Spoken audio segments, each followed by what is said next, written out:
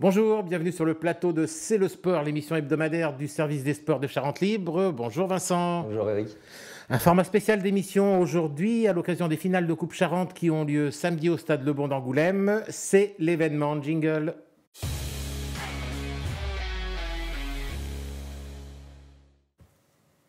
Trois rencontres au programme, donc samedi à Le Bon, avec en point d'orgue la finale de la Coupe Charente entre Linard et Brie. Brie qui est 6e de D1, qui n'a plus rien à craindre ni à espérer de cette saison. Linard, premier de la poule B de 2e division, assuré de monter au niveau supérieur. Alors notre globe-trotteur de la Charente Libre, Kevin Cabioche, est allé jusqu'au stade des Portugais du Gond.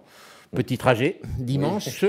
Oui. C'est pas Lisbonne. C'est pas Lisbonne. Où Brie, entraîné par Johan Farré, s'est imposé 3-1 sous les yeux de Ludovic Nanglard, l'entraîneur de Linard. Donc Kevin a rencontré les deux entraîneurs. On les écoute évoquer cette finale. Alors, sur quoi vous pensez que cette finale de Coupe Charente va se jouer? Voilà, je pense sur beaucoup de détails. Voilà, Ludo fait une superbe saison. Ils fêtent leur montée juste avant la finale.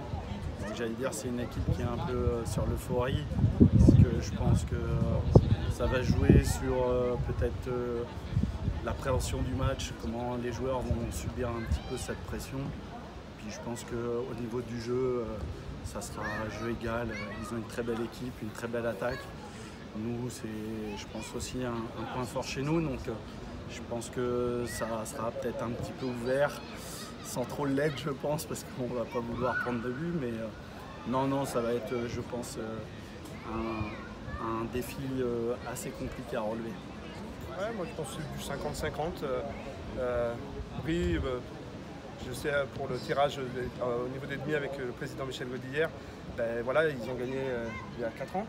Donc ils ont cette ADN coupe que on disait avec Johan tout à l'heure, on n'a pas forcément nous pour l'instant.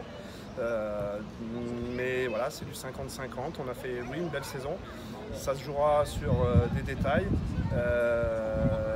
90 buts marqués, Johan le disait, j'espère qu'on va marquer, que le bon, voilà, on sera en feu. Aujourd'hui, il y a un public, je vois hier soir pour la montée validée à Chantier, beaucoup de gens étaient présents. Là, on est à plus de 200 billets vendus, donc voilà, il y a une fête. Et c'est vrai que voilà, on est soulagé déjà d'avoir validé la montée hier soir pour que la fête à Le Bon puisse être exceptionnelle.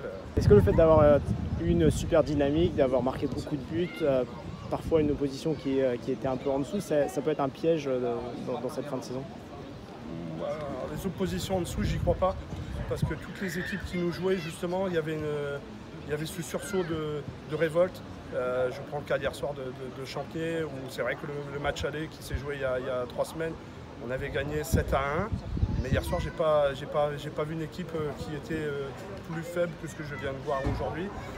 Toutes les équipes, j'ai joué 2 fois Nersac, on est dans un groupement de jeunes LNF. Nersac, sur les 2 matchs, ils nous ont tenu la dragée haute puisqu'ils nous ont battus sur un match et on a gagné le dernier match à la dernière seconde. Justement, les équipes qui nous jouaient, ils avaient cette envie parce que voilà, ils savaient, c'était le discours, si c'est pas tous les efforts, certainement qu'il pouvait y avoir correction. Aujourd'hui, tous les matchs qu'on a gagnés, on les a gagnés, je pense, avec la manière. Et l'expérience de 2019, est-ce que ça va vraiment jouer, sachant qu'il y a beaucoup de joueurs qui n'étaient pas là en 2019? Oui, aujourd'hui, il n'y a que quasiment Damien Désier qui a vraiment participé à cette finale, plus 2 autres jeunes, mais qui étaient plus remplaçants à cette époque-là. Non, je suis un peu comme Ludo, j'ai tendance à dire que c'est la récompense aussi d'un groupe qui vit bien, d'un club qui vit très bien. Et je suis content de pouvoir avoir une équipe comme Linard parce que je sais que ça travaille depuis très longtemps avec énormément d'investissement. Donc c'est plaisant de retrouver un club comme ça qui partage à peu près les mêmes valeurs, je pense. Donc il y aura un déçu, mais bon, après ça reste le football et il faut un vainqueur. Brie-Linard, donc finale de la Coupe Charente, 19h au stade Le Bon. La journée débutera à 14h avec la finale de la Coupe des réserves qui opposera Saint-Brice C à l'Alliance 3BC. Saint-Brice avant-dernier de la poule E de D4 et l'Alliance 3B quatrième de la poule C de D4. Donc un face-à-face entre équipes de D4 et à 16h30, finale de la Coupe du District entre Croin et Chabanais. Les Cognassais, que l'on voit en photo, leaders de la poule 7D5, qui vont monter en D4 alors que le club a été relancé à l'été dernier. Donc sacrée saison avec une montée et une finale de coupe. Le doublé en ligne de mire face à Chabanais qui de son côté ce sera pas simple, est leader de la poule A de D4 et évoluera également en D3 la saison prochaine. Peut-être avantage des pronostics à Chabanais, qui est Chabanais un de nos gros participants à l'Instory Match. Ah oui. Gros contributeur. En tout cas, un match à suivre. Allez, on va rester dans le foot charentais avec l'équipe du week-end. Jingle.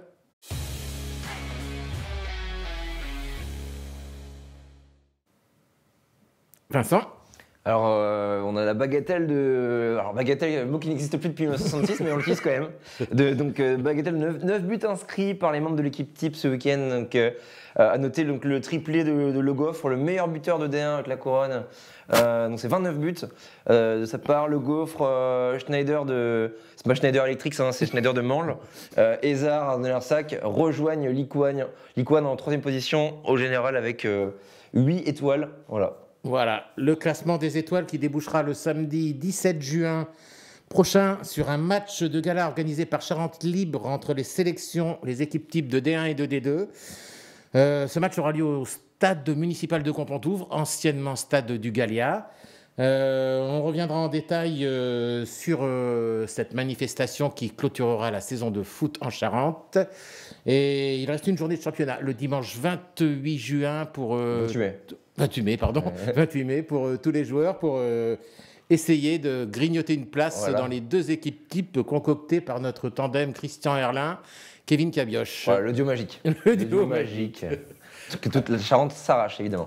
Allez, on reste dans le foot charentais, évidemment, avec l'incontournable Instant Rematch et avec notre partenaire Stadium La Couronne et la fameuse palette. Jingle.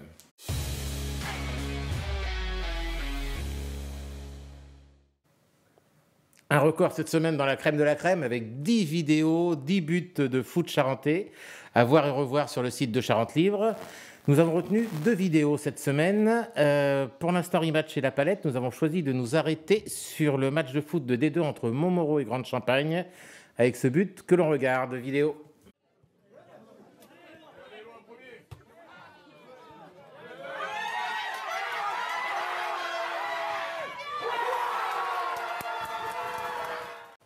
Allez Vincent, palettez-nous ça. Alors là, on commence très tranquillement, très doucement.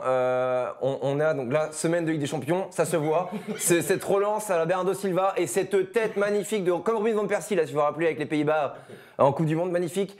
Et donc là, l'arbitre de touche est complètement largué, tellement il est rapide, on le sent. Et là, cette frappe magnifique, le gardien en larmes. Et là, à Montmoreau, là, c'est l'extase. C'est l'extase. Alors là, on croirait la draft de Wembanyama à San Antonio. Ça klaxonne. Voilà. Et la joie, Vincent, du numéro 2 qui a fait une passe décisive. Oui, magnifique. Oui, il ne fera plus des comme ça. Hein. On va l'appeler tête de pierre pendant un moment, à mon avis. Hein. Pendant un moment. Hein. Non, magnifique but. On revoit cette passe à la Bernardo Silva, sublime. Ouais. Voilà, magnifique. J'avais oublié le défenseur. Le défenseur. Gardons un œil sur le numéro 2. Ouais. Attention, qui va réapparaître après le but. Ah oui. Attention. Oh là là. On dirait qu'il a marqué. Il est tellement heureux. Là, il est en larmes. On voit les larmes. Il réalise pas tout de suite. Hein. C'est magnifique. Magnifique. Allez, comme c'est fait, aujourd'hui, jour de la une pensée quand même pour les ligaments croisés du défenseur qui glisse. Une pensée, parce que là on a eu les ligaments sont à Hawaï. Hein. Là, je pense malheureusement. Vas-y, excusez-moi. Allez, comme c'est férié, pour le plaisir, en ce jeudi de l'Ascension, un deuxième but, un but de Fléac. On a oublié le lauréat, non? Ah oui, pardon, le lauréat, c'est Christophe Sénat de Montmoreau. Qui gagne un bon d'achat de 30 € chez notre partenaire Stadium La Couronne. Si je puis me permettre, plutôt Ayrton Senna, vu comment la vidéo bouge. Mais on ne lui croyait pas pareil, destin, évidemment. Il aura un meilleur destin, évidemment. Allez, on enchaîne avec la deuxième vidéo. Et ce but de Fléac face à l'Entente Foot en D3 départemental.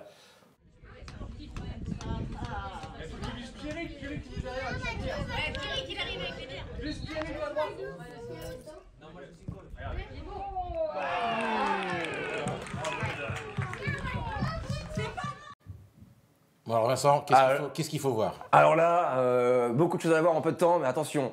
Le gardien, déjà, on va l'appeler comme mon chat, Aligo. Il est extrêmement agile, voilà. Extrêmement bien placé. Hein. On sent pas du tout l'entourloupe arriver. Hein. Vu le mur aussi, on sent pas l'entourloupe. Le 7, déjà, il voit le mur, il se dit c'est quoi ce bordel. Il lève les bras, il est dégoûté déjà. Et le 5, attention. Ah bah on n'attend pas du tout qu'il va la mettre là. Alors là, quelle surprise. Et le gardien, la grâce d'un pélican. Magnifique plongeon. Et regardez le 7. Regardez le 7. Il est outré, il en peut plus. Et je vous l'avais dit les gars, il y a 70 cm là. Ah non, c'est honteux. Ah, tout le désespoir de la Terre. En un seul homme. Je pense qu'il en fait encore des cauchemars. Voilà. Alors que là, le coup franc, la CR5, là, il est magnifique. Alors là, regarde. En plus, il met quand même la main sur le front, mais où vais-je bien la mettre? Au bluff, hein, au bluff. Alors que tout le monde Moi, je me demandais si le 7, plutôt que de se dépiter, avait rejoint le mur. Ah oui, le 7 pas terrible. Alors là, il aura le droit en champ. Bah oui, parce que voilà, regarde. Et le 3 qui fait quand même, il bouge quand même la tête. Il saute pas, mais il bouge quand même la tête. Bon, allez, tout ça dans la bonne humeur, hein, évidemment. On chambre gentiment. Oui, évidemment. Mais on félicite tout le monde. Le 7, on invitera le 7 dans l'émission, je pense. Avec grand plaisir, avec grand plaisir. Bon, ben merci Vincent. Et puis on va terminer cette émission avec l'agenda du week-end. Jingle.